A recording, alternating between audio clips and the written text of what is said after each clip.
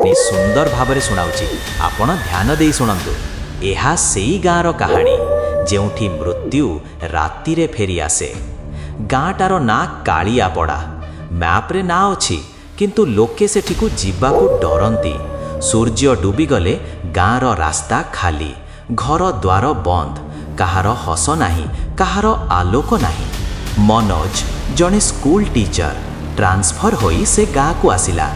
बस रो ओह्लाइबा समय रे गोटे बुढ़ा लोक तार हाथ धरी कहिला, बाबू राति 8टा परे बाहरिबा नाही, एठी राति लोकंकु डाके। मनोज को रहिबाकू मिलिला गोटे पुराना टीचर क्वार्टर। देवाल रे नख चिन्ह, छातरू पानी टप टप। लोके कहिले आगर टीचर एठी मरी थिले। केमिति केही कहिले नाही।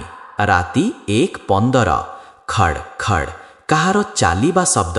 मनोज उठिला, घर भितरे देखिला भिजा पाद चिन्ह, किंतु से एका। परदिन गोटे पुराना डायरी लेखा थिला, ए गाँ रे मरीथिबा लोके मरंती नाही, सेमाने राति रे पुणी फेरंती। शेष लाइन आजी राति मो पाली। से राति 1:15 द्वार आपे आपे खोलीगला। धड़ा मुह, खाली आखि, सबु टीचर। सेमाने कहिले आमे पढ़ेइबा छाड़िनी, आजी तुमे आम सह रहिब। परदिन स्कूल खोलिला। क्लास रे गोटे नुआ टीचर मनोज, किंतु से केबे घर को फेरिला नहीं, कारण कालियापड़ारे मृत्यु राति रे फेरी आसे। आकाश निखोज हबार वर्षे परे सेही गाँ को जड़े तदंतकारी पुलिस ऑफिसर आसिले। ना तांकर श्रीकांत। से एही गाँर अलिखित इतिहास खोजिबाकू चाहुथिले।